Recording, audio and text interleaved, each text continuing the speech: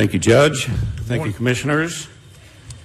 Item 66 states that you want to exempt this item from competitive bidding in accordance with Texas Local Government Code 262024, paragraph 7A, indicating that the items for which competition is precluded is because of the existence of patents, copyrights, secret processes, or monopolies. I don't think they have a patent, copyright, or monopoly on voter registration, so it must be the last one left, secret processes.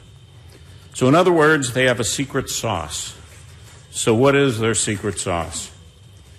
Investigative reporter Ian Camacho found a podcast from August 12th last month where they spoke to the CEO of CGS and of Civitech, Jeremy Smith. They introduced him as a technology entrepreneur in Texas who has become known for leveraging his expertise into the continual development of online products and platforms that aim to increase engagement and circumvent the many layers of voter suppression.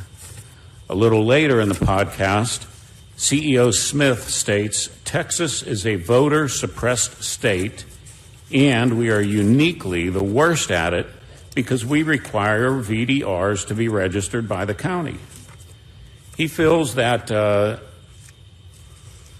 Texas Election Code requiring a person to take training, pass an exam, and get a signed certificate from the county registrar before they can register someone to vote is voter suppression. This is important to understand because this will turn out to be one of the many layers of voter suppression he will have found a way to circumvent, exactly as he was introduced by one of the podcast hosts. On another podcast from July 19th this year, CEO Smith states that Democrats have, on average, fallen roughly 50,000 registered voters behind Republicans in most states. But he is quoted on Civitech website as saying is there is a ray of hope if they can get the likely Democrat voters in their database all registered. Now he begins to explain his secret sauce as he starts talking about surveys conducted by the Pew Research Center that they do every other year where they ask unregistered people why they don't register. He found there was consistently a group of about 2/3 of them that said it's because no one ever asked them. So this was their opportunity. They began to run large-scale surveys of these people. They found that these people weren't on any of the normal lists that campaigns and parties use for get out the vote and fundraising. So these people hadn't been inundated with calls and texts, and it turned out that they were quite eager to give their opinions. And after, various questions, many of them would comment how much they like Joe Biden. And they would even thank the surveyors for asking for their opinion. People don't normally ask them for their opinion. They provided their valid phone numbers, their email addresses, and Civitech could easily determine who would likely vote Democrat, who wouldn't, and who they weren't sure about.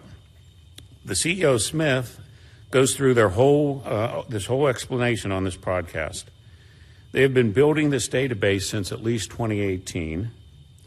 Once they determine that someone is a likely Democrat voter, they get them registered, and they get them into the Democrats' NGP van system, which is their voter database. Once they're in the NGP van, the rest of the Democrat get out the vote apparatus could start hitting them up with things they haven't seen before and work to persuade them to turn out and vote in various elections.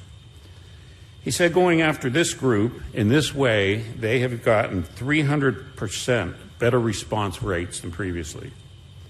He said they think that there is about 70 million Americans that are eligible but not registered. They have some data on about 60 million.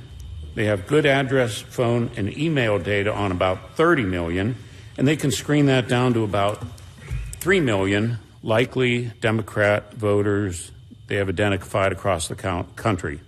They have identified about 250,000 in Bexar County, While Civitech, or CGS, whichever name you want to use for them, is not technically a VDR by the letter of the law, they sure seem to be by the spirit of the law. They hold the unregistered resident's hand the entire process of getting the registration form sent to them, pre-filled, helping them fill it out, and then answer any questions and make sure they get it in the mailbox, all through mail, text, phone. So CEO Smith has lived up to his reputation as someone who can use current technology to circumvent this layer of what he considers voter suppression, the TEC VDR laws. Now, I wonder, since they are acting as a VDR in spirit, are they committing an offense under TEC 13.044 by acting as a VDR without first being appointed as one by the county? And could the commissioners here that vote for this be committing an offense under TEC 13.008 that states performance-based compensation for registering voters is prohibited? Because if CGS does not register anybody for their $392,700 they will be paid, I'm sure the county will terminate their contract.